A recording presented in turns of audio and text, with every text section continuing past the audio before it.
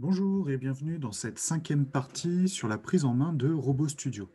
Donc, dans cette cinquième partie, nous allons voir comment créer la structure du programme. Et donc là, moi, je vais faire un comparatif avec ce qu'on pourrait avoir sur un programme automate en langage Graph7. Donc, sur votre prise en main de RoboStudio, dans le TP, on vous demandait de réaliser un rectangle, hein, que le robot puisse réaliser via un crayon un rectangle sur la feuille à petits carreaux. Donc, pour bien se situer par rapport à un programme automate, moi j'ai créé donc, le Graph7, hein, comme si on pourrait retrouver ce type de programme sur un automate industriel. Donc, pour réaliser ma figure 1, donc mon rectangle, mon Graph7 commence toujours par une position origine. Pour que mon Graph7 puisse être lancé, donc il a besoin d'une prise d'origine et d'un départ cycle. Alors pour ça, il va effectuer un mouvement.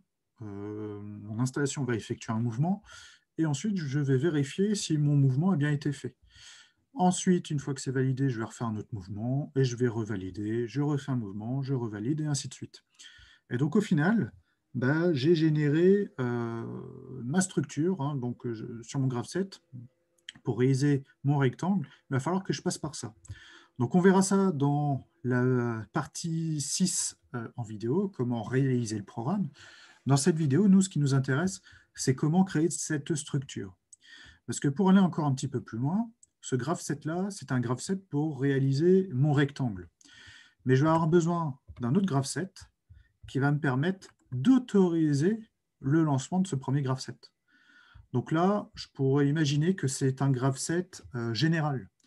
Donc ici, ce graph-set général, une fois qu'il est activé, on va lancer le graph-set figure 1. J'ai mon étape et je vais attendre, en gros, donc je vais lancer mon graph-set et je vais attendre que mon graph-set soit fini. Une fois qu'il sera fini, je saurai que ma figure, donc mon rectangle, sera terminé. Donc pour passer de ça, en fait, alors, quand je suis à l'étape 10, j'attends l'étape X0. Une fois que j'ai cette étape X0, je vais lancer ce graph-set-là. Une fois que celui-ci est réalisé, je saurai que ma figure 1 a été faite et je vais vérifier si la figure 1 a bien été réalisée. Donc en gros, donc, ça c'est une organisation qu'on peut retrouver sur une machine. On parle de macro, on parle de macro-étapes, on parle d'appel graph-set. Et ben, c'est ce qu'on va essayer de réaliser donc, dans une prochaine vidéo. Et là, moi, ce que je vais créer, c'est déjà mes structures. Donc pour ça, on va retourner donc sur le logiciel RoboStudio.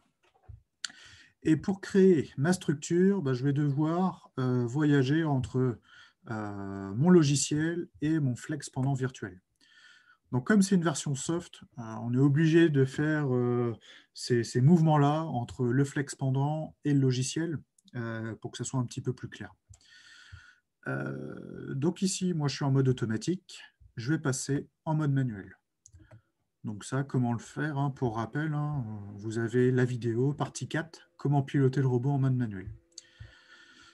Par défaut, ici, comme je n'ai pas encore créé de programme, mon Flex pendant m'indique que le pointeur de programme est non disponible. Donc normal, on n'a pas créé de programme encore. Je vais sur le menu déroulant et je vais aller sur l'onglet éditeur de programme. Actuellement, il me dit qu'il n'y a pas de programme, normal. Voulez-vous en créer un? Donc, on va en créer un, donc on va cliquer sur Nouveau. Et par défaut, il m'amène vers un programme que le robot réalise toujours de base, qu'on appelle le main module. Donc le main module sur les robots ABB, il faut prendre en compte que c'est le graph-set général pour piloter le robot. Donc quand je vais vouloir piloter le robot, il va falloir que je passe par le graph-set main module.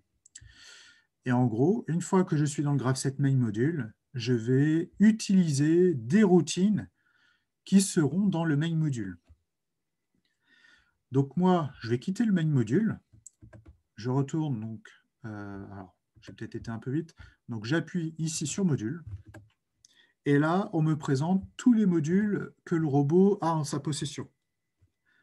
Donc on a le module système, donc ça c'est à pas toucher. Le module Système, un autre module, pareil, eux, c'est des modules de base, hein, c'est des programmes qui restent, eux, dans le robot. C'est sur l'utilisation.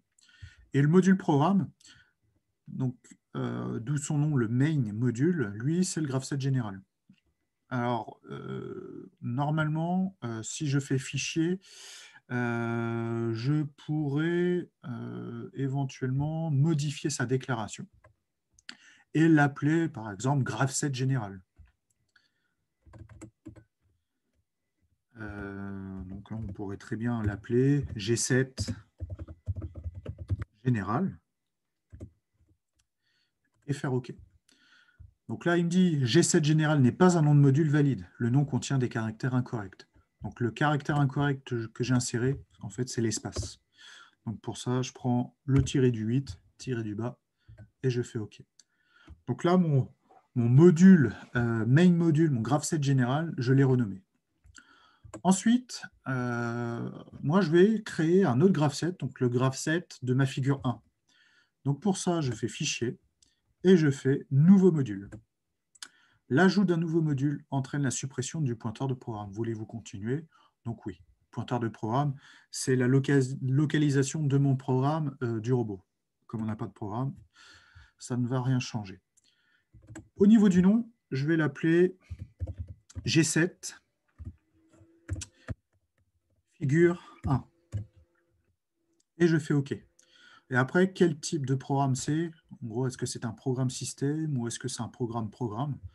En gros, système, c'est quelque chose qui sera gardé, qui sera sauvegardé dans le robot, même si je supprime le programme de fonctionnement. Donc, nous, ça ne sert à rien, donc on va rester sur le programme, on va rester basique. Et voilà. Donc là, j'ai créé mon graph set de figure 1 et je vais travailler sur ce graph set-là dans un premier temps. Une fois que j'ai lancé ce graph set-là, par défaut, il m'indique ça. Donc là, je charge le module graph set figure 1. Donc en gros, c'est comme si c'était l'étape initiale de mon graph set.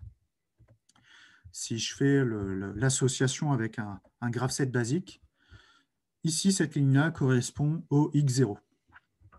Et ici, le end module correspond en fait à la fin de mon cycle quand je reviens grâce à une liaison orientée sur mon étape initiale. Donc là, moi, il va falloir que je crée en fait toute la structure. Alors, pour ça, je réactive mon flex pendant. Alors pour ça, il va falloir que je crée des routines. Donc ici, je vais taper sur routine. Actuellement, il me dit qu'il n'y a aucune routine, donc je vais aller en créer une. Donc nouvelle routine, routine 1. Donc je vais l'appeler, pour que ça soit plus parlant, figure 1. Et je fais OK. Et en gros, dans le module, dans le graph set G7 figure 1, je vais utiliser des routines, enfin je vais utiliser une routine qui s'appelle figure 1.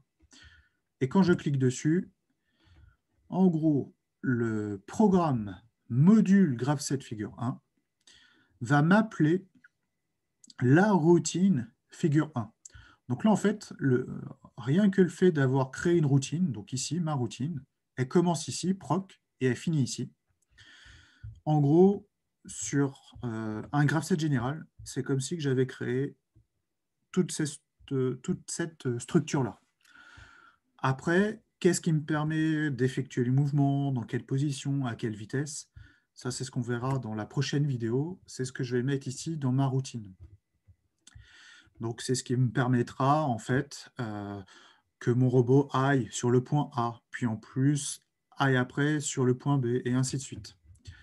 Donc là, j'ai créé ma routine, j'ai créé mon module.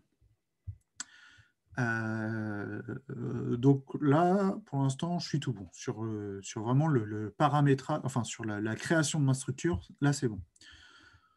Si je retourne sur l'onglet module, je peux aussi aller sur le module général, hein, donc sur le main module hein, qu'on a renommé G7 général.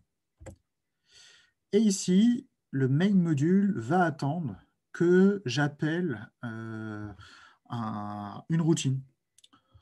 Donc là, je suis sur le graph set général. j'ai la structure générale du graph7, et ici, je vais pouvoir appeler ma routine que j'ai créée. Donc ici, je vais pouvoir taper, normalement, non, donc c'est pas ici qu'il veut, donc on verra ça dans une prochaine vidéo. Donc une fois que j'ai créé ma structure, je peux quitter mon flex pendant, je peux le fermer carrément. Et quand je reviens sur le logiciel de base de mon robot, vous avez ici un onglet qui s'appelle Rapide. Et quand vous cliquez là-dessus, vous avez un bouton Tâche rapide. Et grâce à ça, je vais pouvoir construire mon programme un peu plus facilement, un peu plus rapidement, plutôt que de jouer avec le flex pendant. Donc ça, je vais vous montrer les deux façons, ça dans la prochaine vidéo. Mais en gros, là, ce que j'ai créé avec le flex pendant, je le retrouve dans le rapide. Donc là, ça m'ouvre plusieurs pages. Je vais être obligé de voyager de page en page. Mais ici, j'ai mon module rapide, j'ai un menu déroulant, j'ai le programme de robe 1, et quand je le fais défiler, j'ai l'onglet module programme, l'onglet module système, et dans le module programme, j'ai les deux graph7 que j'ai créés tout à l'heure sur le flex pendant. Le graph7 figure 1 et le graph7 général. Et à chaque graph7, je vais retrouver leur routine. Donc en gros, si on veut associer à un programme graph7 basique, en gros, ma routine correspond en fait à toute ma structure que j'ai là. Si je tape ici sur figure 1, eh bien en gros, j'ai le même affichage ou presque que j'aurais pu avoir sur le flex pendant. Si je retourne sur le flex pendant et que je vais sur le rapide en même temps, mon flex pendant va s'ouvrir, voilà. Je vais dans l'onglet éditeur de programme. Là, je suis sur le graph7 général, donc je vais changer, je vais aller sur le graph7 figure 1. Et là, je retrouve exactement la même configuration que j'ai sur l'onglet rapide du logiciel Robot Studio. Donc en gros, le programme qu'on va faire dans la prochaine vidéo, que je le réalise directement sur le flex pendant ou que je le réalise directement sur le logiciel, ça revient au même. Quand on est au pied du robot, évidemment, ça peut être peut-être plus facile de jouer directement avec le flex pendant. Mais si vous avez un ordinateur, si vous avez possibilité de travailler à distance, et ça va être plus facile, ça va être plus ludique en fait de travailler directement là. Voilà, donc là on a vraiment vu la structure, comment faire la structure de mon module programme.